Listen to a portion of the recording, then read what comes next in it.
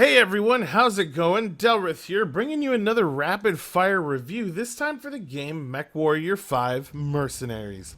MW5 was developed and published by Piranha Games, also known as PGI. For anyone unfamiliar what a Mechwarrior game is, it's a combat action shooter featuring giant pilotable mechs, basically walking tanks of the distant future, generally having the player be a mercenary to earn money and get bigger and better weapons of mass destruction. Before I start this review, however, I just want to take the time with the holidays coming up to address everyone that's been supporting me over the last 2 years and say thank you. It's definitely been a learning curve for me doing these rapid fire reviews and just trying to live up to the standard that people have come to expect with the channel, and I gotta say thank you. I'm in a comfortable spot now after a lot of trial and error. I genuinely do appreciate the support the community has come to give me, along with the compliments and all the positive vibes for what I'm doing. It's really come to help me be confident in these reviews and genuinely helps me enjoy doing them, so thank you for that. It's been an awesome year and next year should be even better. I'll continue covering what I can to make sure that most games at least get a fair shake on the channel. So yeah, thanks, and back to Mechwarrior 5, and of course we're going to start with how the game looks. Honestly, the best way to put this is in a single word, and that word is dated.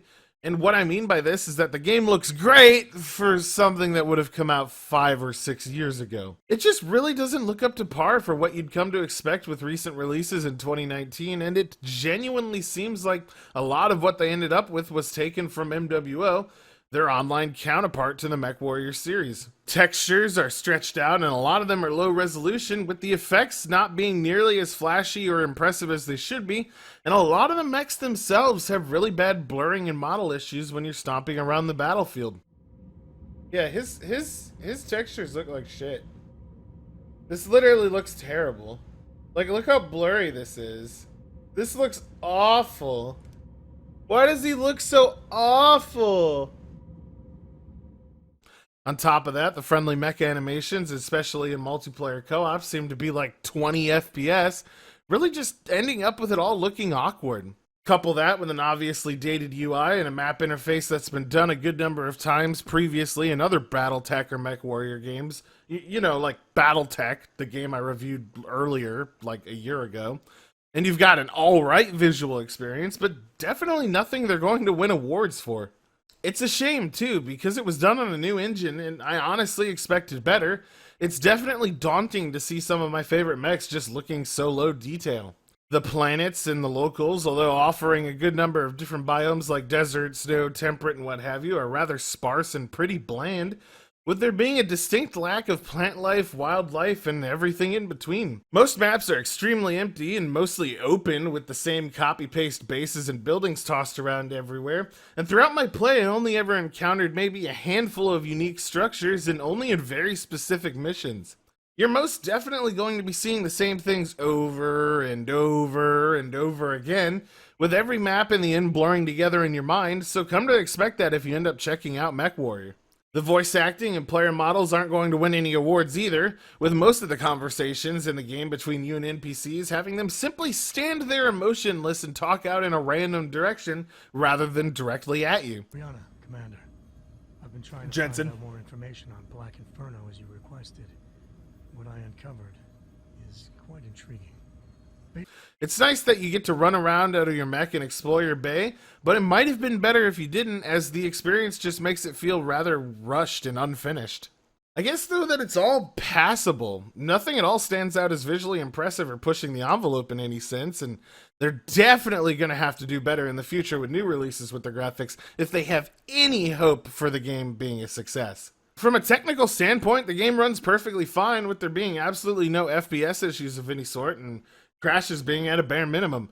In fact, the only problems that I have consistently with the game has nothing to do with the game, but rather the Epic Store, with multiplayer connectivity constantly requiring me to restart my client to get co-op to work. I sent you an invite. If it times out, let me know. I have to restart the whole fucking game. Great! Alright, cool, Epic Games Store. Really appreciate that. I have to relaunch my entire game to get you to work every time someone disconnects. It's great. You not only the entire game, you have to relaunch the whole client because fuck God knows why. What I mean by this is that players will be just fine playing together initially, but if they reload or start a different save, they can no longer join together, and that's only fixed if they completely exit the game in the Epic client to reboot both. It's a bit of a pain and something I hope gets fixed real quick, and it might have been as of writing this, but it was plaguing me throughout my entire play experience and putting a huge damper on the co-op function. Initially, from the first impressions we did, the first couple of hours playing and checking out the mission types of instant action and multiplayer with Joe and whatnot was fine, but it became quite apparent quite rapidly that there were issues. There are, and still were, very, very few unique missions in Mechwarrior, and none of which I've found have all their enemies pre-spawned, resulting in pretty much all of them blending together and feeling samey. It's a definite problem too, and it leads to enemy spawns and your playing experience being entirely predictable, with it getting to the point of you knowing exactly where and when things are going to spawn in and what's going to happen, which is no good. They're gonna spawn right on top of us, aren't they? Yeah, I feel like they're gonna spawn literally right on top of us, right? You must have Yeah, there they are! over the beehive here, Commander. More hostiles inbound.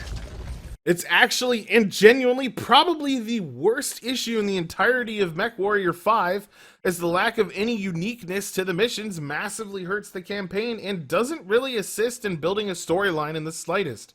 There's several points in the story where even the special missions are just normal defenses and raids with voice acting tossed in, and it seems incredibly lazy, with the previous games like MW4, Mech Assault, Mech Commander, you name it, all having done far better at this in the past. To make things even more awful, enemy spawns are easily the worst I've ever had to deal with in a game like this, with 3/4 of the enemies not even being present when you load into a map. They'll dynamically spawn right on top of you half the time. I'm not exaggerating. Directly on top of you, which becomes a huge fucking issue depending on what loadouts you're currently rocking. Spotted in the area. They look like they're heading your way. Oh hey, you guys just spawned in right on top of us.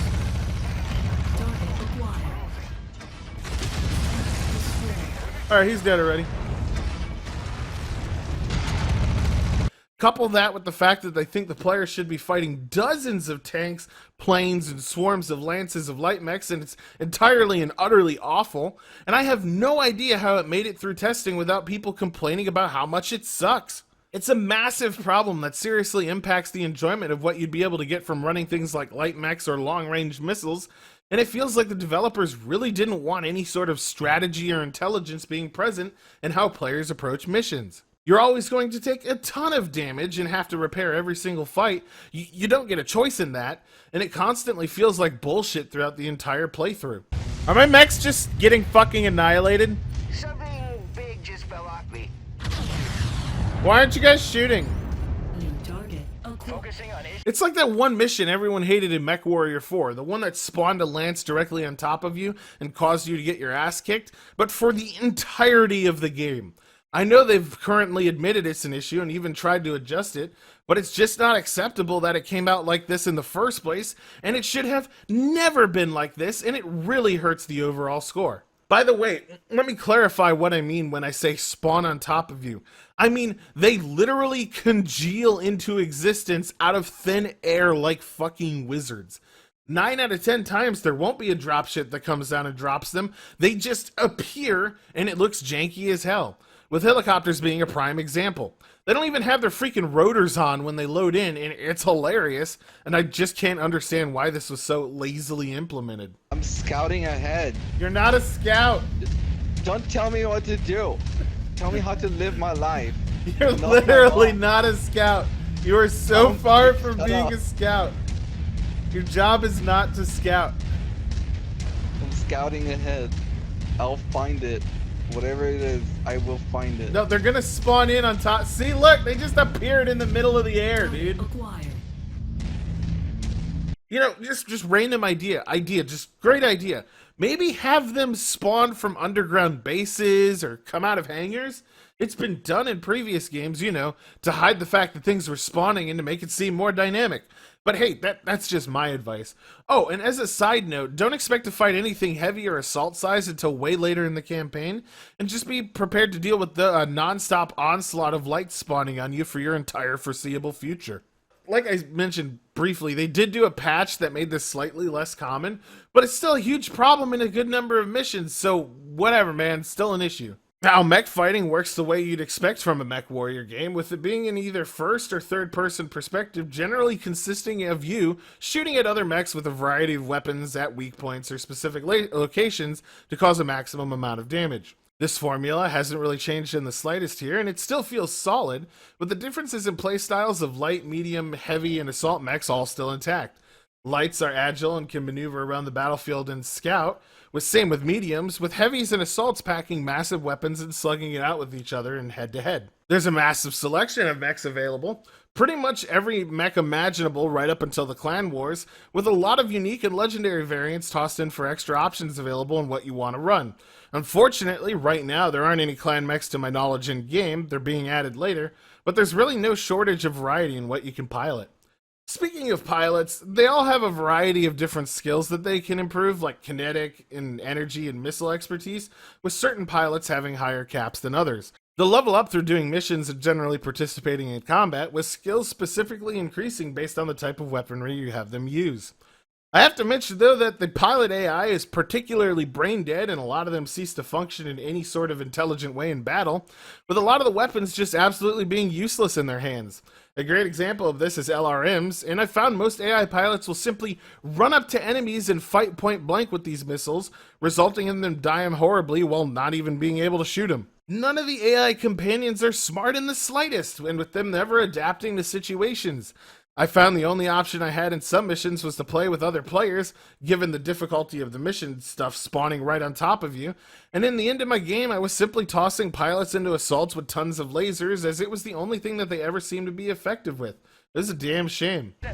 No! Stop! Freeman! Stop it! Freeman, you're not a close-range mech! You as the player have a very similar system as well, with your own weapon effectiveness and talent going up through constantly deploying on missions. Your skill ceiling is higher too than everyone else's, and that's pretty nice. So eventually, if you play enough, you'll be leveled to the point of being a god on the battlefield, being able to destroy parts on mechs with ease and doing massive bonus damage with everything you shoot. Fair warning though, is that every pilot in the game, with an exception of yourself, can permanently die. So keep that in mind if you have a favorite or two, and definitely be willing to restart a mission if things go awful. Oh shit, Nicholson died. That's unfortunate. The mech bay in MW5 is alright. It's a place where you can customize outfit and swap in and out parts for your mechs to use on missions, but it's a bit lacking when you compare it to the previous title, and like, you know, MWO, with important things like your engine and reactors not being able to be upgraded. It's definitely dumbed down for the average player to be able to understand and familiarize themselves with, and I understand this design choice, but it does heavily impact the effectiveness of certain mech types, like, you know, lights not being able to go extremely fast, and it's a shame that they didn't at least offer the option for full customization. You can, however, still customize and paint your mechs to fit any style and design you like, and I appreciate the depth of it and the sheer number of options available. It just allows you to make unique patterns exclusive to you on the battlefield, and I like that. The legendary mechs themselves a lot of the time will even have custom or unique paint jobs, which is a neat little feature that's just tossed in there for added effect. You are, however, going to be dealing with a lot of frustrating money issues, with credit management being a non-stop constant in the universe. There are a plethora of random costs and constant draining on your funds, with simple things like jumping between solar systems costing 50,000 credits a system and causing a week or two to pass in game each time you fly. This piles up when you also consider the monthly payments for your maintenance and your pilots, and travel will end up costing you a fortune if you try to go out and find better mechs. Each battle, given the fact that the enemies spawn directly on top of you, will cost you a ton to repair, especially when you're rocking bigger mechs later on.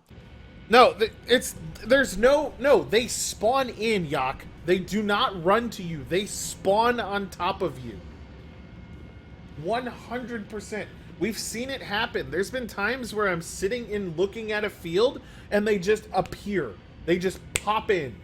It's a load mechanic. It is a terrible way they handle spawns. At points it'll feel like a very slow climb where you're barely holding your head above water, with mission reward options mostly being shit unless you're at an amazingly high reputation with the faction you're working for. I've pretty much personally only been working for Davian and eventually Steiner, getting them both to max reputation, as it's the only way I'm able to make enough money to head out and afford new things.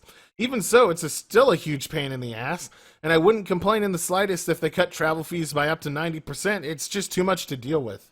Campaign length overall is going to drastically vary depending on who you work for and what sort of grinding you do, as well as your capability to deal with the spawning systems and the bullshit they throw at you in the campaign. In the end, I spent about 45 hours in total to finish up the story, which was entirely unsatisfying, by the way, with a lot of it simply being traveling around the galaxy and doing reputation building they force you to pad out time. Honestly, by the time you do get to fight the end bad guys and avenge all the junk in the beginning of the game, it's lackluster, with your lance being extremely built up. Mine consisted of like 4 king crabs, a bunch of atlases, and annihilators, so it was pretty much just kind of easy to plow through once it unlocked. Oh yeah, there's no PvP. None at all. Zero. Zilch. Nada. It just doesn't exist. The only multiplayer modes are instant action and co-op, which, instant action just being randomly generated missions with parameters that you assign, and the co-op being campaign, like I mentioned. It's really obvious they want you to play Mechwarrior online if they want PvP, as this game is a complete separation, and I guess I understand that. But, in the end, it'd still be nice if there was something along those lines, but, well. In the end, I'm going to be completely blunt. Mechwarrior 5 is only barely above a perfect example of averageness, with the major issues like enemy spawning bogging it down. It's a damn shame too, and I know there were a lot of problems for development and the budget isn't what you'd call massive, but I was really hopeful for it and really wanted it to be the next best Mechwarrior experience. I wish I could look past some things, and I want this game to be great in the future with DLC and expansions. I truly do, but in its current state with all the frustrations, I'm going to have to give it a 5 out of 10. Maybe a 6 if I was feeling exceptionally generous, but I'm not. In my opinion, it's a decent experience held down by shitty design decisions and dated graphics, and I hope it gets better, but honestly I'd suggest holding off for now and maybe giving BattleTech a chance on Steam. It's really improved and is a ton of fun nowadays, so there's that. But yeah, that's going to be it for this rapid fire review. If you liked it, do me a solid and hit that like button and subscribe. And if you're already subscribed, ring the bell to get notifications on new videos on the channel in the future. Oh yeah, and if you like the rapid fire reviews and would like to see when I'm doing them live on Twitch, you can head over to my Twitter at AJSADelrith, all one word, and give me a follow. I'd appreciate it. Until the next review, this is Delrith, and I'll be seeing ya.